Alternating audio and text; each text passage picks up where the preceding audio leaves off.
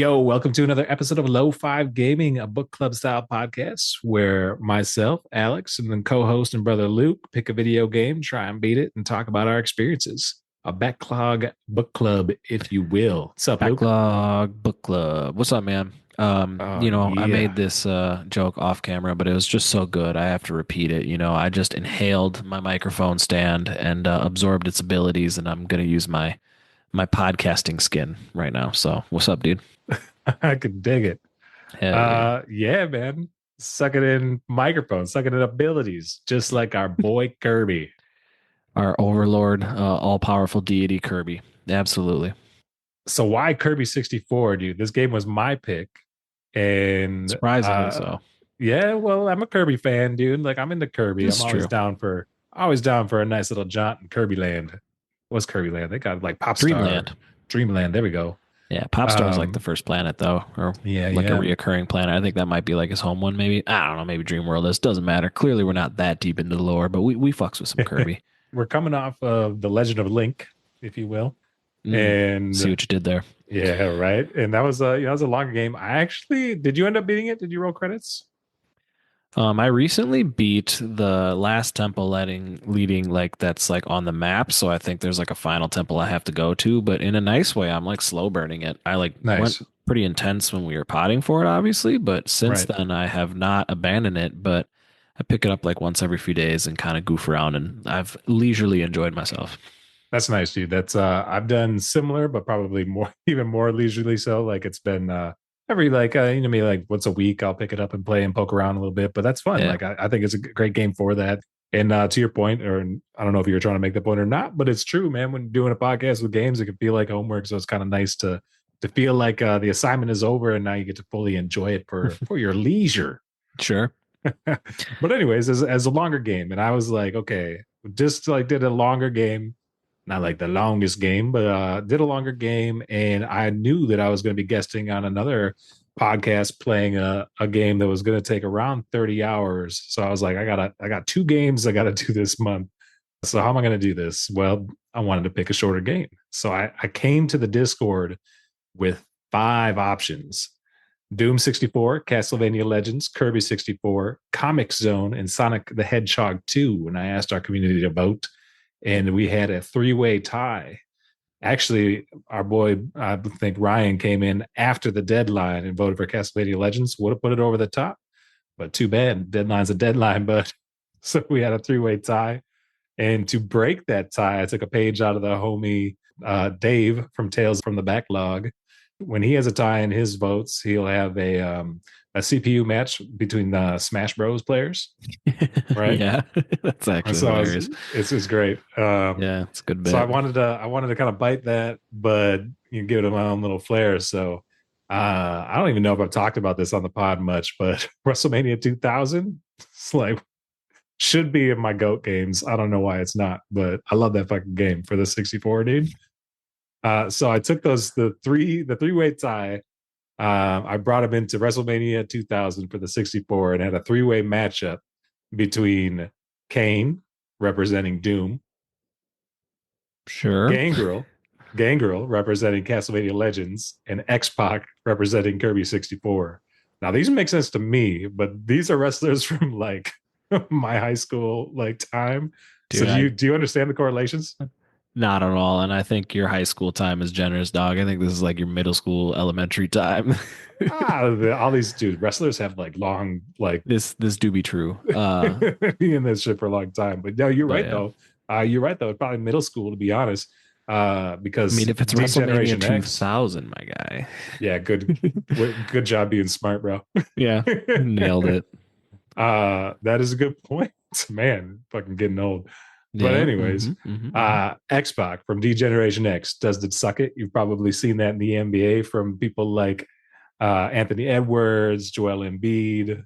I thought Triple H invented the suck it. Now he was part of D Generation X for a while. Mm, mm, mm. The wrestling heads know.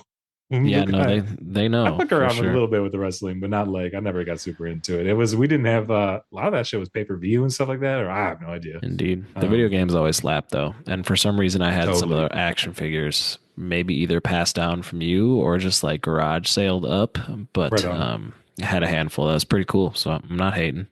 But the point is, Degeneration X, suck it. Kirby, get it? Got it. Yep. I'm there now. I'm there Gangrel now. was a vampire, and Kane's like this weird devil dude. So there you go. Pretty much That all was these dudes are in Smash Bros. So I'm surprised you just didn't do that. But I guess you wanted to do well, your I was own trying to like thing. steal Dave's thing, and then like, but without like straight up stealing it. And it was Sure. fun though. A Just legally fun. distinct bit from Dave. I respect that. Indeed. So yeah, I set up that match and had three computer players, just like let the AI do its thing. And after about 15 minutes, we had a winner. I hope your wife Xbox pinned walked down in Gangrel. and was like, "What's Dude, going on here?" And then she you did. explained, and then you walked. She probably walked away like, "Why do I ask? Why did I do that?" I don't think she came in during this bit, but she like, of course, like I had the game out, so I was gonna play it. So she came in while I was playing it. She was like, "Okay, Okay, now right." that's funny.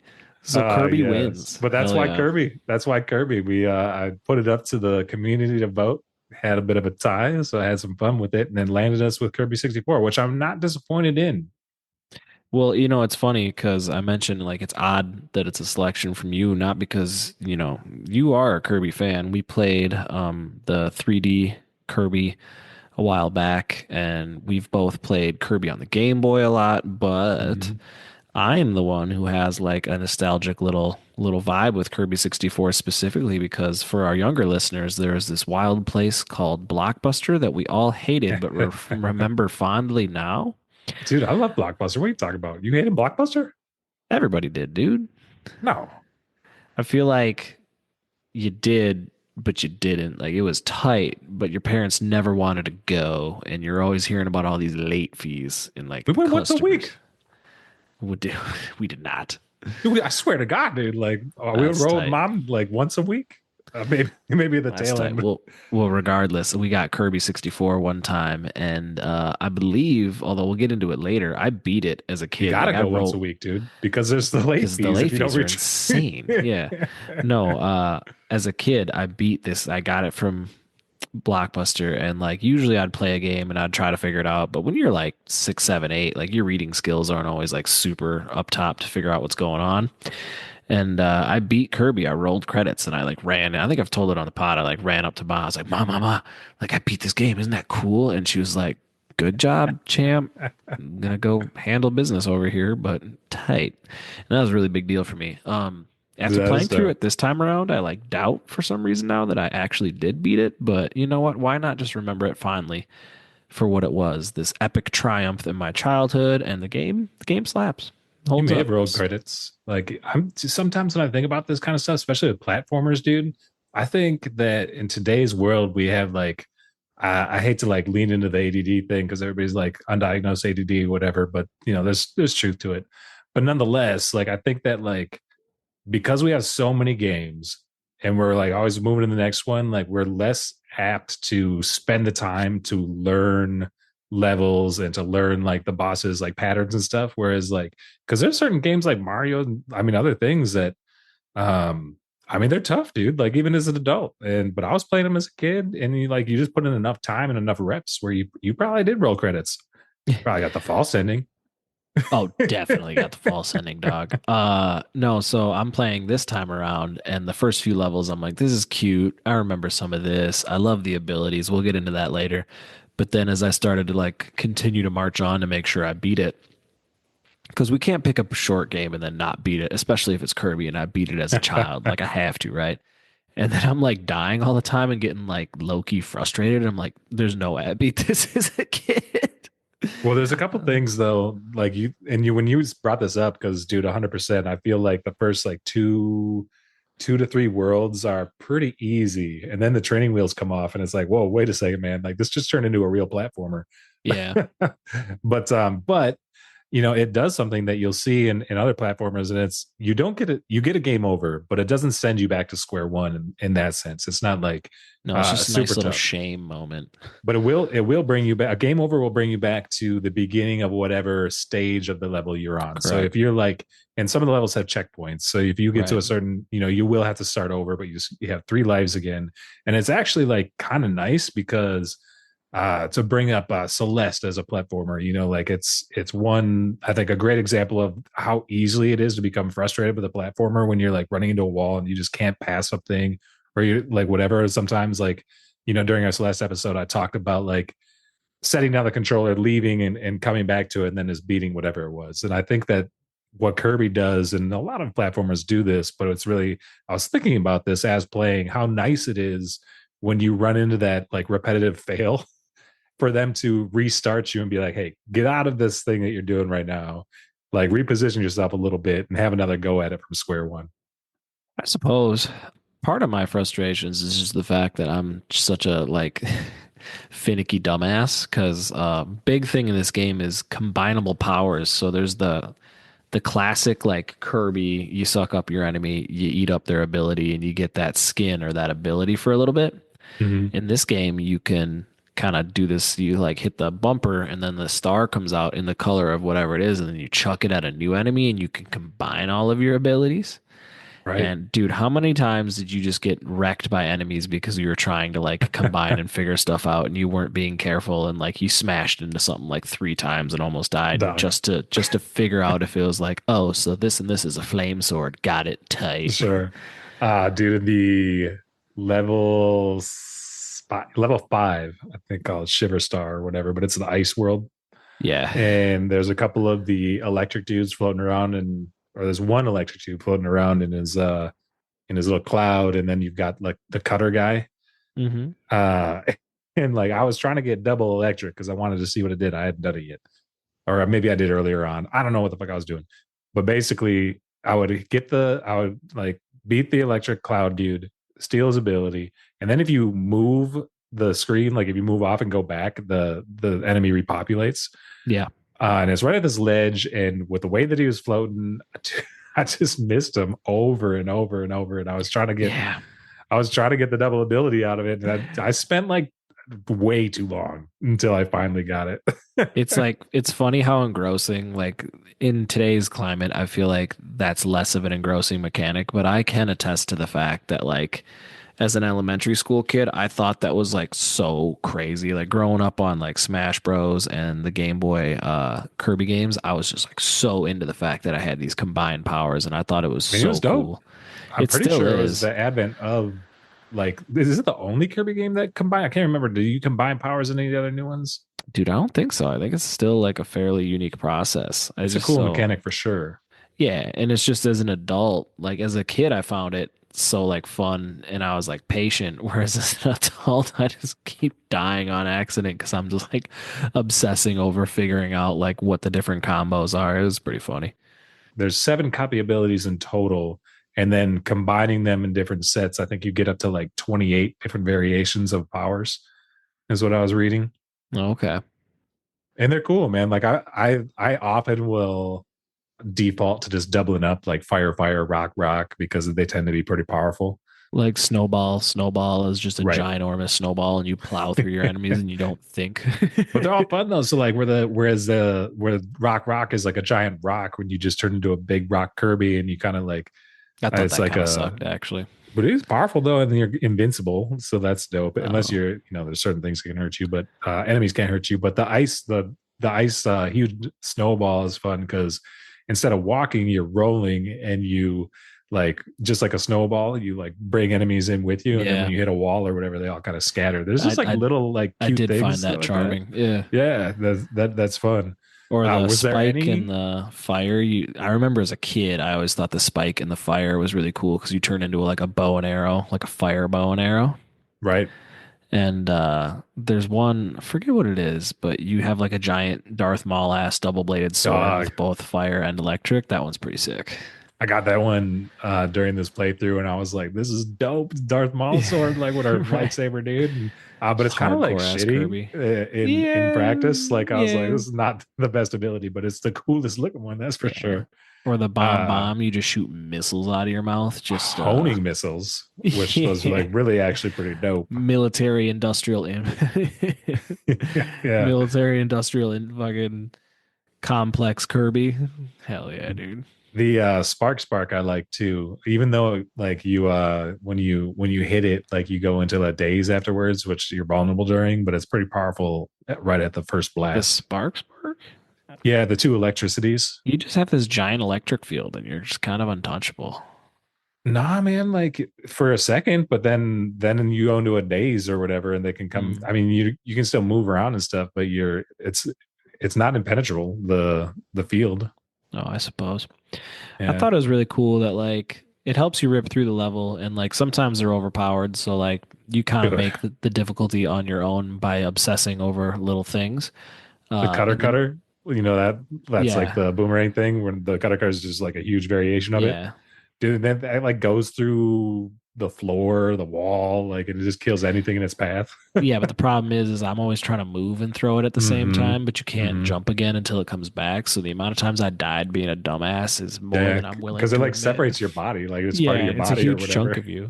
Yeah. And you can just wreck the mini bosses, but what I do like is that like they have their kind of classic platformer set piece bosses that were actually quite involved and pretty cool. And not only are you encouraged to drop your ability, but sometimes the bosses you can only get hurt by the stuff they drop. So they like kind Late of game, force yeah. you. Yeah, they like force you to dance with them, which I thought was pretty cool.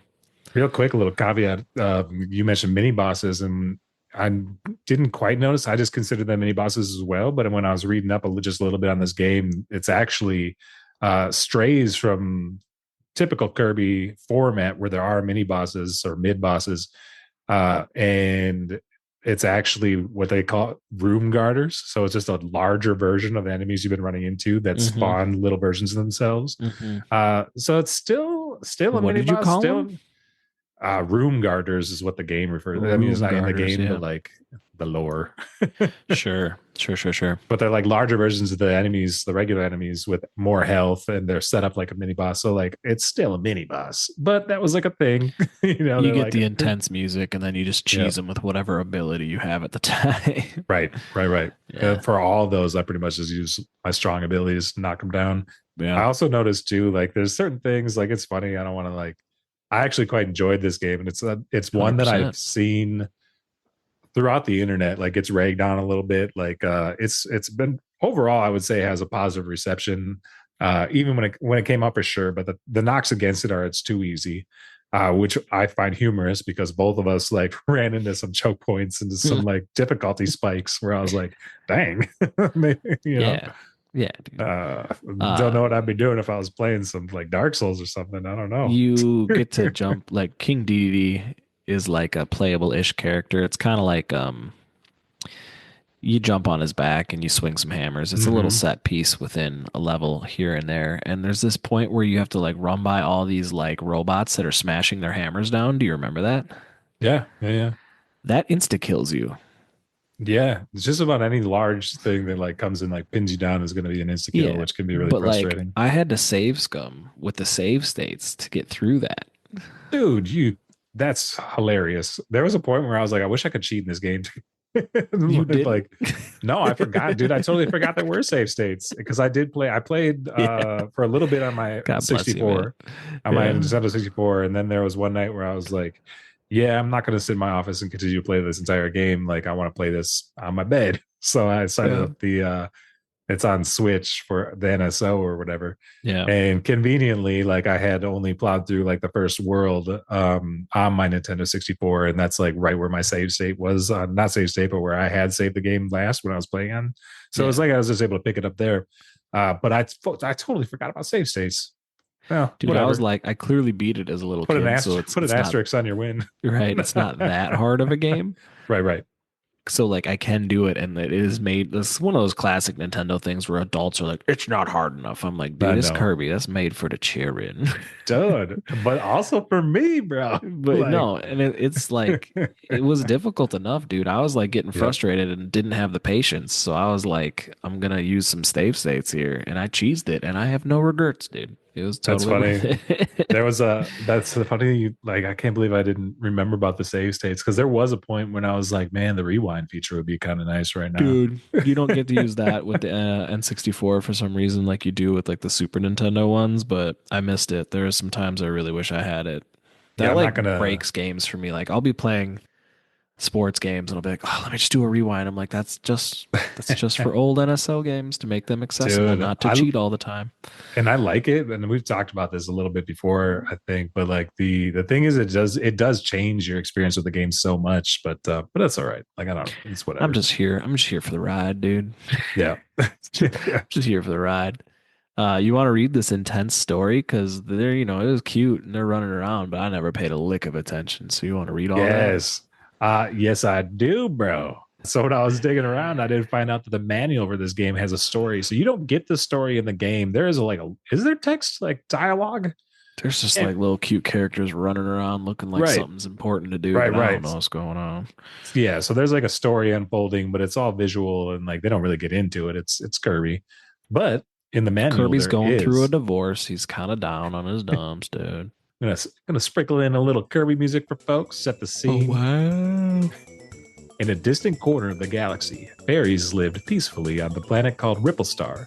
But then one day a mysterious black cloud appeared and surrounded the peaceful planet. The cloud, a sinister force known as dark matter, had come in search of the fairies' secret treasure, their shining crystal. Whoa. It's always some shards and stuff, man. Right. A fairy named Ribbon knew that dreadful things would come to pass if dark matter gained control of the powerful crystal. She grabbed the shining stone and escaped from Ripple Star just before the planet was completely engulfed. But as Ribbon fled, 3 dark clouds split from the mass of dark matter to chase her through space. And when they caught up with her and attacked, the fairy's crystal shattered into tiny shards, was dropped like falling stars in the solar system. Still holding one of the crystal shards, Ribbon fell onto the planet called Popstar, where, perhaps by fate, she ran smack into Kirby. After hearing her desperate plight, Kirby resolved to help Ribbon recover all of the crystal shards. That's what I was up to when I was playing the game for sure, dude. Can you tell I've been reading to my baby for the past year every night? No doubt there. Dude, that's funny though. Down in the construction site. Tough trucks work with all their might. I always Build a think it's fun building, in these make a older road. games. Oh, what's the second one called again? Good night construction site. You'll get there. You got it. We just got that one. Yeah. We only read it once. Yeah, it's really long for when they're younger, but we're talking about other baby stuff, Kirby, right now. Indeed. I always love when the magnitude RIP manuals. That's all I gotta say about that. It's not all I gotta say about that. I fucking love manuals, RIP, and I love when like whatever lore in the game, they're just like put it in the manual. Yeah, that was someone's You know, job back in the day, was just write that out, and they're like, hell dude, I yeah. love it. It's funny. Like now that I played the game, I look at that and I'm like, yeah, I guess that's what played out. Yeah, I'm like, there's a painter guy that has some abstract painting abilities. That's not the person we're talking about, but that's a common Kirby thing, right? Yeah, It's a person that shows up. Adeline is I believe the name of that. So that's Sure. yeah. So but so that's cool. The Adeline and Waddle Dee is another like the dude that kind of looks like Kirby. I don't know. I think Waddle Dee's an entire race or whatever for the D's. I have no idea. Yeah, with the spear and the bandana. Yeah, yeah. And then King Dedede. Who's a good guy. Yeah, so those are all reoccurring characters like from the NES, Game Boy, all the way up to Super Nintendo, and so it's fun to see them in here. And it was also fun. I can't remember; it's been so long since I've done the Super Nintendo games. Like what your relation is to King Dedede, but in NES, he's like your main enemy, and then like in later Kirby's, like they find kind of fun ways to make them allies. Frenemies. Yeah, frenemies is probably the To best. just straight up allies. Yeah, he's like a Yep, playable character in like a lot of the new games, like straight up. So yep. And he's the just a crystal big goof. shards, the whole dark metal crystals, they like take over these folks, like their psyches, and they make them evil, right? Like So you have to Echoes beat, and yeah, Zelda, Echoes of right. Wisdom, dude. Oh man, it's all coming together, Nintendo shit. Nintendo's got a well. They're like, get to the well, draw they, up our 4 tropes. So Waddle Dee, Adeline, and King Dedede are like the first 3 bosses that you have to fight. And then when you expel the darkness from them, they all become allies again. And then it goes on to Wispy Woods, which is like the classic. I feel like if it's not a Kirby game unless you're fighting a big tree. Yeah, that blows wind around and drops apples. You got to suck up and shoot at them. So checks out. This is a necessity. So those are some of the bosses. There are 6 levels in total, plus a 7th final level if you're doing the true ending, I believe. But I would say that, we kind of alluded to this before, like everything's pretty easy until Rob level 4. Yeah, the 4th world is Yeah, and then where it that ramps boss, up. dude, you hit me up on the Discord and you're like, dude, this is a cool little boss fight. And it was. And it also was the first time that I got a game over. I probably And told you I was getting wrecked by the boss fight more than I was like gassing it up, dude. I was probably like, dude, what the fuck? it's a tough one, dude. It's a Let me tough one for see. Let sure. me see. It's not the lava guy. Which one is it? Acro, I think, maybe. It's Acro. The lava guy was kind of tough too. I had to save scum his too because a lot of them have multiple phases. So like Yeah, at least you two get done with phases. the first phase, you're like, I can do this. And you're like, oh my god, there's more. Oh, I this is know like, it's like the classic platformer thing too, where it's like, okay, I learned whatever sequence I got to learn in the first phase, and then they're like, but now I'm going to come at you with the second yeah, phase. they're like, that's just the beginning, bud. Yeah, this whale can fucking die, dude. He Did you sucked figure so out his much name? balls, dude. It is acro, but that's like a dance move or something. So I had to type Okay, in like acro 64. yeah, yeah. Yeah, he was a butthole, dude. It took It's forever to like, especially tough because you're in the water though. yeah, So like, he's video games and water. Yeah, although and he had for some Kirby, moves that dude, were really this is the hard first. to avoid. I think this is the first and only Kirby game where you can use your suck ability in the water. Oh, that's good. Yeah, Because I a hate lot it of if you times couldn't. you just Yeah, like blow out like a little water spout and you can attack people with that. But it's cool that you yeah. can actually suck under the water in this. I occasionally used like I looked up some stuff. Nothing Yeah. like too big, but it's kind of funny to use like a guide for a game this old. They are not like as accessible as you would think. Mm-hmm. And a lot of fandom pages or whatever. So the one of the last bosses you fight too is like a big old robot thing. That was pretty gnarly too. That was a tough one. I didn't look up a guide for those some of those later bosses, but instead of like sitting there and losing over and like learning and like taking mental notes on what the sequences were, like after running a game over or two, I'd be like, okay, I found there's a YouTuber that does a no hit runs on all the bosses, so I was Sure. able to figure out the sequence and then go do it for myself. Well, this one's cool. HRH because he looks like a Gundam warrior. Yeah, that one was So I cool. thought that was kind of cool. It was creative. It was a cool game. All the bosses, like, Um. dude, are pretty dope with this, and they are difficult towards the end. Like, you have to. Oh It's. yeah. I'm surprised there's so many people out there being like, this game's too easy. I'm like, what do you want? Yeah. There's like Masochists. even the MAGA man. That's actually kind of funny. The MAGA man, but is it just the Mag All man? girls. Yeah, Yeah, man. Mag man. The Mag man's funny because he's this big lava guy. He has this fire move where he shoots fire, and you have to get so Yeah, close to him not to get hit. And I was like, this is a pain in the ass, dude. I was like getting salty, like how like much he would wreck me with that one move, and yeah, I struggled with him as well. He was tough. yeah. That one was definitely tough. Dude, all the bosses from level 4 on they're difficult. Yeah, that final boss, like that's one of them I was really shocked I had the patience to get through as a kid, but I was probably Yeah, fucking hype when I beat it. and So, I'm sure, and it's like that's one of the things that I love. It's like kind of like one of the low key things that I think why I like platformers so much is that they force you to learn patterns.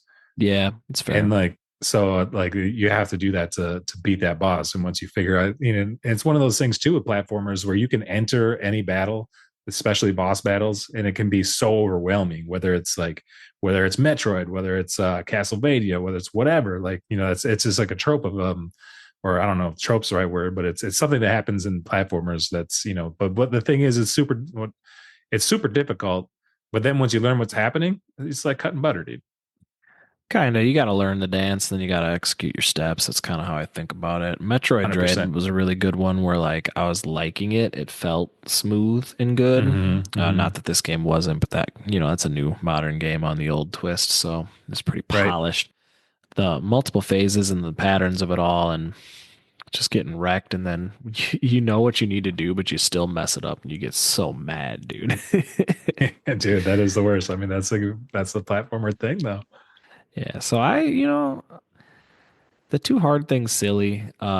Anyone playing this now, like I'd be curious when your nephew gets a little older if he'll like games like this cuz like easy, but like I wonder if like the old school graphics would like scare away kids these days. Like it's not cool, you know what I mean? So like I wonder if this is just a nostalgia dive or if it still holds up to like younger gamers.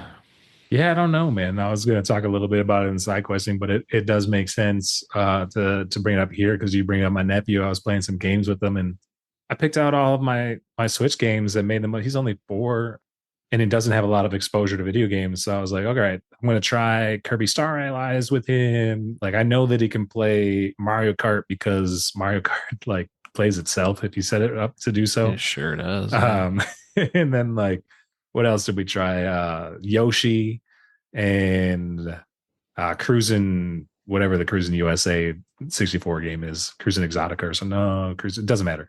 So all these like games that are like, pretty easy entry, but even so, dude, they're like overwhelming and it's a lot for a 4-year-old to try and learn. So we went back, so we went downstairs into the basement, got a little hangout area down there, and we started playing some Sega. And we played. I found Sesame Street Grover's. I don't remember what it is, but it's like Sorry, dog. I farted. My wife off mic has lost it. She can't stop giggling to herself, and now she's a distraction. She can't handle my farts. that's clown. Continue and leave it in. I love it. Oh man, so Grover, it's a Sesame Street game that's like kind of whack, but at the same time, for him, he was able to grasp it because what you do is you go to your restaurant. Grover's a server. Someone comes in, sits down, and it's like, I want 2 hamburgers, 3 bananas, 1 cookie. Yeah. And then you go into the kitchen and you find all those things and you put them on your like serving tray and you bring them back to the dude. And that's what you do. And it's just a cycle. And it gets a little harder as you go on, but like it's slow. It's like very, it's very like low risk. You can fuck up, but if you fuck up, you just go over to the Cookie Monster and feed him your tray and you start over. There you go. But the thing is, dude, is like all these other games. He's like, "Can we switch the game? Like, can we do something else?" And like, I was like, "Yeah, yeah." And then like, but the Sesame Street game, classic. but the Sesame Street game, dude, he was into it. He played for like a solid 20 minutes. Like, there's like a point where he's just doing silly kid stuff. He's like I said, he's 4, and like instead of holding down the D-pad, he wanted to tap it and move. And I'm like, you can just hold that down. And he's like, yeah. And he just keeps tapping it. And then I'm like, oh yeah, like he's 4, like he's having fun. Like who gives a fuck if he's doing it the way I want him to? Yeah, right. He's like clearly he's like enjoying the cause and effect of seeing the tap and the move. So, but anyways, to long-winded way of saying like, I don't think the graphics is a huge deal. Like I think actually bringing back some of these retro games is a nice way to get kids involved with video games because they're not going to be overstimulated. Yeah, that is cool. So as we transition to some like overall impressions of the game, I still love it. I still respect it. I think it holds up particularly in its creative power combining way. Mm-hmm. And it's something that like I'm not going to revisit on my own. Although I did actually, before you picked this game, I was a few worlds deep already because like I remembered it as a kid and I just kind of wanted to give it a rip on the NSO. So it does hold up in that sense. But I think the next time this one gets dusted off is like when the boys are a little bit older and I'm just going to keep trying to feed them this Nintendo propaganda. And then I think Kirby will be a big part of that. So that was pretty good. And Nintendo made the official announcement that the NSO is going to work on work and be available on the new Switch. So that was a relief, especially because I have the 64 controller that you gave me. Mm-hmm. So did you play this with that at all? Yes, most of the time I did actually.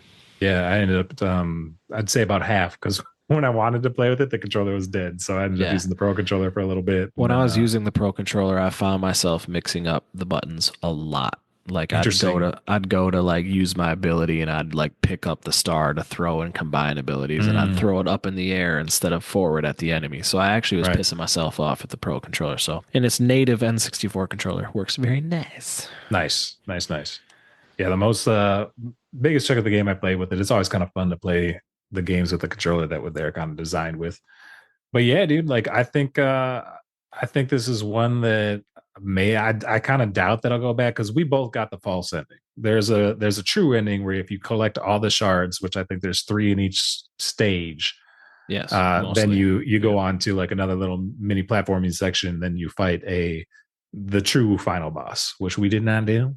But it can be done for yourself. No, I definitely didn't do it. There's so many times you'd like see the thing you need and there's just no obvious way to get over there. And I was like, this is a child's game. How am I supposed to get to that shard? And I had no idea how to get over there. So, well, in true Kirby fashion, it allows you to go back into, and that's just a thing, any level. Yep, go back and poke around. So like if I didn't have literally over 1,000 games, like I would probably spend more time. If I was uh, back in the 90s, dog, I just might. right. I But it's cool that just it's there, might. dude. And I think I agree, man. I think it'll be a fun one to like eventually, I think Kirby is for sure. Like we obviously enjoy playing Kirby games. But it is one that it's low hanging fruit for sharing with the children. With a cheering. So with that said, great game. Probably recommend it to other Kirby stands. And then, a nice I would say I don't want to call it like it's not meditative or anything, but it's chill, Mm, you know? yeah. It's a You know, Kirby game. if you're looking for a nice little jaunt, Yeah. relax a little bit. Not going to be too hard until later stages, and even then, it's not super hard. Right. I Get you going with some Kirby. mean, Kirby's So established enough where it's like it's its own vibe. Like you know what you're getting true, into with true, it. Yeah. true. Well, with that said, how many items out of 5 are you sucking in for this game? 3, Right on. maybe 3.5 if I feel particularly nostalgic, but just objectively like 3. Cool. I'm gonna do 4. Sucking in 4. Whoa. I heard you Yeah, sucking the dog. big ones, dude. Sucking in big Dang. ones for Sucking curbs. in big ones for curbs. And why am I being so kind to it? I think one, I actually I did very much enjoy this playthrough. It wasn't I too was hard. impressed with a lot of the different thematic stuff going on in the game. I'll give you that. It hit exactly what I wanted it to. It was the length I wanted it to be. Like it was the difficulty. It was actually more difficult than I thought it was going to be. And I think that some of that copyability combined stuff that you could do was innovative enough where it's like, even today, I was like, this is dope. Like, this is kind of fun trying to mix and match these different things, had some fun flavor. There's also some fun stuff going on with the perspectives. So like instead of just going from left to right, true. like it'll kind of tilt. So like sometimes you don't see what's coming in front of you and you're like moving up and you're kind of moving angled. It is, yeah, dude. It's kind of trippy. It's I think they did a really good job with this game, dude. That we didn't say it at the head, and I'm not gonna go back to do it now, but like this game dropped in 2000 for this time. Like I'm not gonna say it was like it didn't like blow minds, I don't think, but I think it was doing some cool stuff with the hardware, with the N64. Yeah, if you're a dad gamer, dude, and your kid's too young to play it themselves, just play it in front of them. I think it'd be a good visual spectacle for the kid to watch. Indeed. Well, with that, you want to take a little break, come back with our unsanctioned sponsor? Yes, sir. Right on.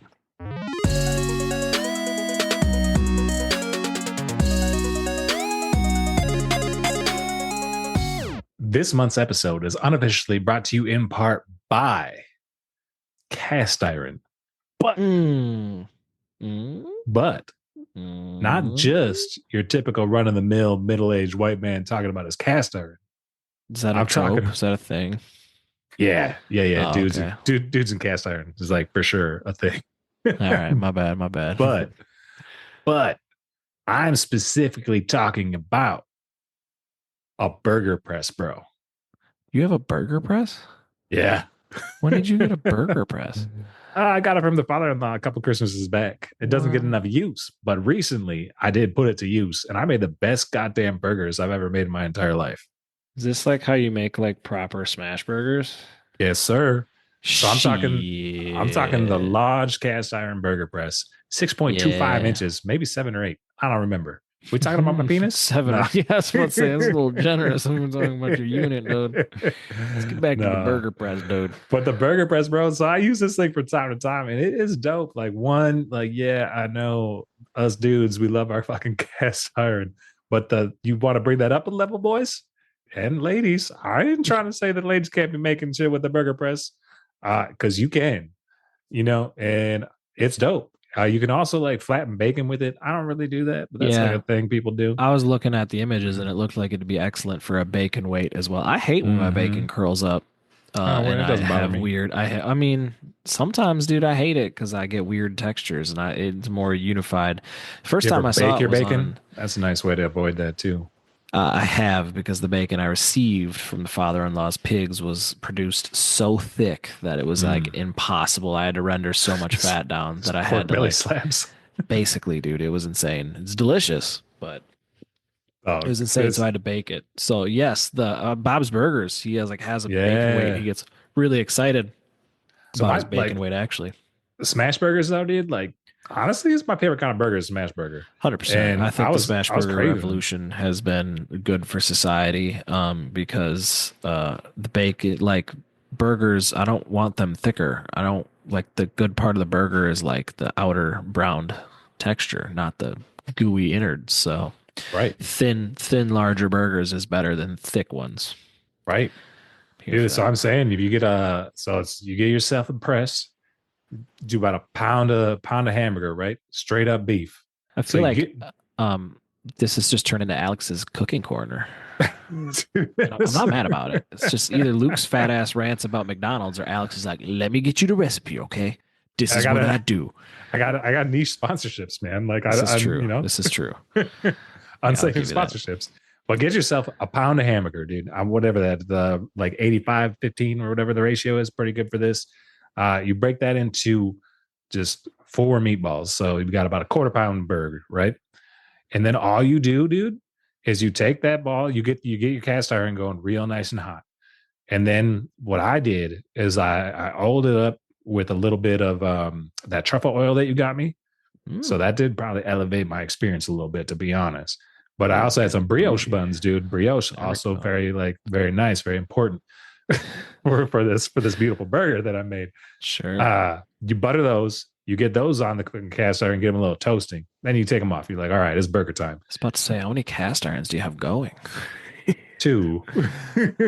Hell I yeah. actually use whatever you call that flat thing. I didn't even use my cast iron pan. Like I have a cast iron like griddle or whatever. Sure. Hell yeah. Yeah, get the 2 burners going, get that thing fucking going. Oh, dude, Shit. cast iron paradise up in my house. Yeah, wow. Dude, Cast iron warrior up in here, dude. so toast those buns, get those off to the side. You got a real hot griddle going, or your pan, whatever the fuck. And then you take that quarter pound bird and you put it on there, and then you smash that shit. And you want to do like just like a quarter of an inch. You want to press it down to that, and you want to sear it there for about 12 seconds, right? Then you pull that up, let it rock for about 2 minutes, flip that shit over, do another 2 minutes.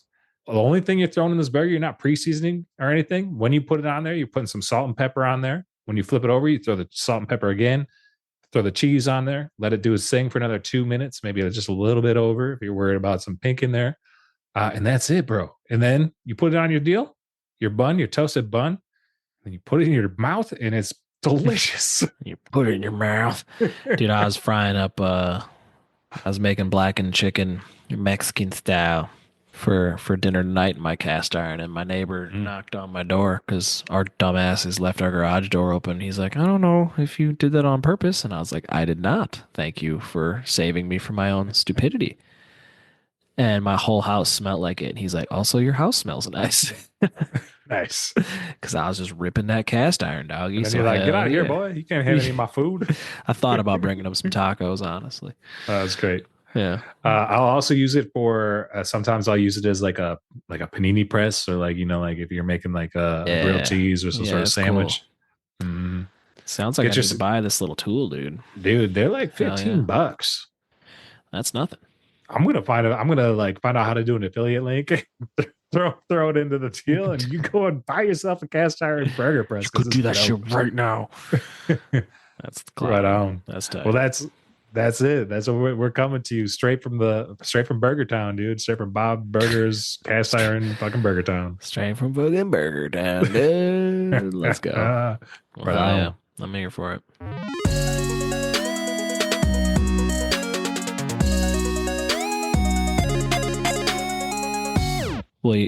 You hear that sizzle, my guy? That's time to come back to the side quest. We've pressed it enough.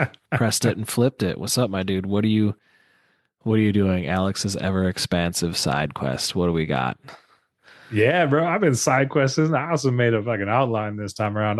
Whenever I make an outline, I should know better to put them on there because I always blow my side quest load, and you always give me a hard time. Yeah. But I do also some side quests. I'm just a bad hang anyway. I'm just like, meh, too many side quests. Wrap it up. Well, we played a shorter game, dude. So of course I was going to get into some side quests this month. Sure. So I mentioned it earlier, but I'm guesting on Pixel Project Radio to talk about the Talos principle, Okay. which is a super cool. I can't remember. It's a developer joint. I can't remember who actually developed it, but but it's Did you fun, get man. past your I motion did. sickness? I Okay. did. When I first picked it up, I didn't know if I was going to be able to do it, man, because I got super sick. It's like a known thing with this game because it's in the Yeah. settings and there's like motion sickness settings and everything. But it's a puzzle game. It's a 3D puzzler, and it ends up being really cool, dude. I will encourage folks to go check out what Rick and I have to say about it on Pixel Project Radio. Check it out. Cool ass game, great puzzler. Ended up being a lot of fun, and it has a lot of great. Hmm, it really got me thinking about consciousness. Whoa. And yeah, because that's what it's like. That's the underlying like theme of this game is consciousness and like what it is to be human, right? Yeah. So like there's the game, there's the puzzle part, and then there's this like huge like underlying story that kind of unfolds very subtly throughout, and it's basically having you grapple with what it is to be human, what it is to be conscious, which is an interesting thought that it turns out no one has an answer for. Yeah, I suppose not. So the Taos Principle, super cool. Check it out on Pixel Project Radio. You know I've been playing NBA 2K. This is like an NBA 2K Alex pod, like every time. But the thing is Should we just 2025 is ban out. you from talking about 2K and me But from I talking got about something important Madden about. or We should, NCAA? but not this month. But not this month, dude. I just real quick Yeah. want to say I haven't been playing it a bunch, but it's my comfort food. I go back to that game when I'm Yeah, like I just I need feel something to that. like zone I out to. feel that. But this time of year, a couple months ago, the new one came out, 2K25 or whatever, Right, right, right. which I don't have yet because I always wait until Black Friday to get it for half off As one because should. I don't need to spend It's a two long months, season. Yeah. dude, for sure. But I figured out how to do like I've never done this before, but you can do community rosters, and someone out there has like an up to date roster that I just Mm-hmm. downloaded, and I've been playing with the updated Timberwolves, and I also upped the difficulty level. So for two reasons, I'm getting spanked by the computer. One, I'm playing on a harder setting, and two, I'm not just like in real life, dude. I'm just not meshing with my new players as well. So that's what another fun what I've been doing from time to time. And then the other day, dude, I had to throw this in there because it was just I was just feeling like we had finished Kirby, I had finished Talos Principle, and I was like, hey, I have like the freedom to play whatever I want. Right? Mom can't tell me what to do. No, dude. And so I was just like, just sifting through games on like GOG and some other like platforms that I have or whatever launchers that I have on my computer. And I ended up playing probably 20, 30 minutes of Railroad Tycoon 2. You remember that one? I know of it, but I never remember us having it. Yeah. So we had it back in the day on the family PC. I bought it on GOG for hella cheap. And every once in a while I fire it up and it's a sim. So I definitely have to learn it because I just get spanked. Like I end up running out of money right away. Uh, Yeah, that's fair. Immediately uh, overextend. Exactly. So I got to figure that out. But it was fun to go back, and it's also a little nostalgia play for me. And then very similar, I decided I'd fire up Warcraft 2, which is I played maybe 3 or 4 of the levels of the first campaign, and that's Huh. just like I don't have any intention of going through and tearing through that whole game, but kind of similar to Railroad Tycoon 2. It's just kind of fun to jump in and dabble with some of those older games just to kind of remember playing them back in the day, but then also just like seeing how far we've come. Like it's crazy, especially in those types of like an RTS like Warcraft 2, dude, just like how shitty the controls are. It's like Man, some of the new stuff we can do is we're blessed. I like used to love watching you play Warcraft, and I remember you switched over to Age of Empires, and I was so fucking mad because, Oh, like, as a little word. kid, I saw the little fucking wargs or Yeah. whatever they are, orcs, Yep. and then like to see the little. It's funny because I became super obsessed with Age of Empires eventually, but in the beginning, I was so mad, so it's kind of I funny. mean, even the jump in controls to Age of Empires 1 is still better than Warcraft, but Age of Empires 2, like Yeah, even that game has like the quality of life controls is what would it even be called? They just like added things you can do. But hotkeys, yeah, such. so those are the video game side quests, but I got some big real life side quests, dude. Whoa. Yeah. Yeah.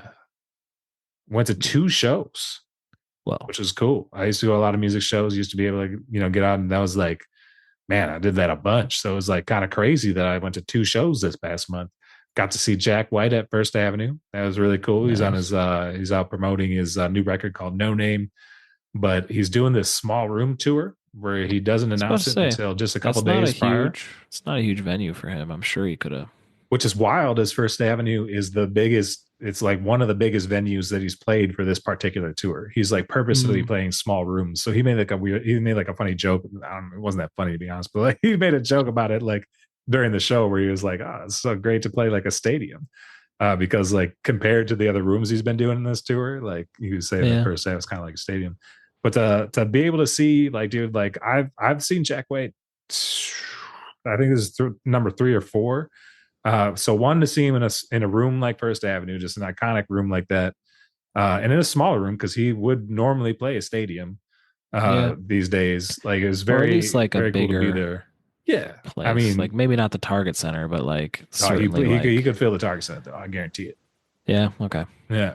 Regardless, dude, it was just like it was really cool, and it's like I haven't seen like he's like one of the last true rock and rollers in my opinion. You know, like his mastery of the guitar is it's amazing, and then also he doesn't play with a set list, so his entire band that he plays with is just like he's just like out there doing the whole marionette thing where he's going around basically gives cues to his and they have to transition into whatever he wants to do next. So he's just masterfully like working not only his guitars because he's switching guitars like every other song, but then also his band, and it's just really fun to see. And I haven't seen a musician like have that much control of the stage and play so well since I had the opportunity to see Prince at Paisley Park a few like years back. sure. Um, so that was just like really cool and really like it was a really hard ticket to get. One of my buddies, shout out to Pete, hit me up and was like, "Hey man, I was able to snag tickets. You want to come?" And I was like, "Hell yeah, I want to come." That's cool. Yeah, dude. Also, the second show I went to recently went to Pretty Lights, one of my favorite artists of all time.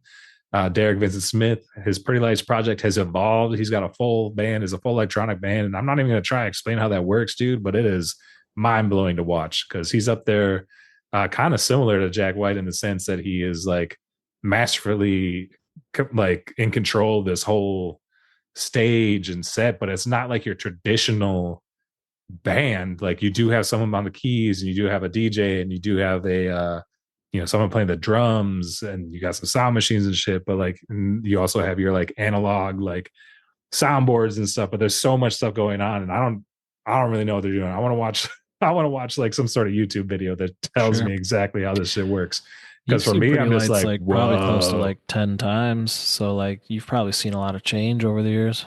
So I mean, he used to just play like he traditionally like way back in the day he'd have his drummer, so percussion, then he was just doing like the DJ stuff, and that's evolved into this whole like live digital set. It's Yeah. cool, man. It was really cool. He's not just up there pushing buttons, as they would say. Yeah, well, yeah, he pushes some buttons, but yes, no, it's not a press play type situation. I'm just trolling. Nah, for sure. But those You know those are the how major people, you side know how quests, people bro. were when EDM blew up. I do indeed. I do indeed. How about you, man? What you been Well, side that's questing tight. on? I just be smoking crack over here. Oh boy. Just do not go and look, and then do not consequently expose my NCAA 25 hours, but they're gross. Oh, dang, Um, nice. I've Coach Dukes. finally Coach Duke's the third now. This is my third dynasty run. I started as an assistant coach at a big time program, and then I to this point I have avoided the University of Minnesota, but they fired their coach 2 years in a row Mm. and tried to hire me 2 years in a row, and I was like, all right, Save guys, your Coach I'll Dukes. save these hoes. And God, this is so dorky, dog. But like when you go to recruiting, which is we mentioned in our pod is a huge piece of the game and a huge piece of the lizard brain itch, you can filter where your recruits are coming from, and they have like recruits populated from every state. So like I in my head like go and I like got to get the best recruits out of Minnesota. And then I go to Wisconsin because I want to destroy Wisconsin and I want Wisconsin not to be any good. So I get the top Wisconsin recruits too. And then it's weird too because it tells you their little hometowns. So like the dude will be like from Minnesota or like Like obviously he'll be Eden from Prairie or like something. he'll be no literally my running back's from Eden Prairie. Sure. And it's like he was a 3-star, but he's actually kind of a stud. And like I teach in a district, and one of the cities in my district showed up, so I was like, well, I gotta get this guy. He could have Nice. went to my school. So I thought that was kind of cute. So that's stupid. Don't need to bring that up. I further ban any talk of football or basketball simulations on this here podcast until they're new, at least. Another super goofy one is I did a dudes weekend. It was a bit of a delayed bachelor party slash current diaper party. And I was under the influence of many a beers, and I was ripping my Steam Deck, and I downloaded a game, Ace, boing, bought for me a while Boing. Is back. Maneater, are you familiar? that the shark one? Yeah, dude. If you're just dicking around, I don't think there's a better game to rip on your Steam Deck than just you're just an angry little shark. Narrated by Chris Parnell. Oh, funny. Yeah, so that's I was just laughing to myself when I was playing it in bed before before bed last night because poor Trisha's like reading a book next I to was me, gonna and say I'm with like, a sound on, you fucking. and I'm just a shark, just fucking up other fish, and I'm like, Did you it's buy those Google Buds too? You got earbuds. Oh, you're wild.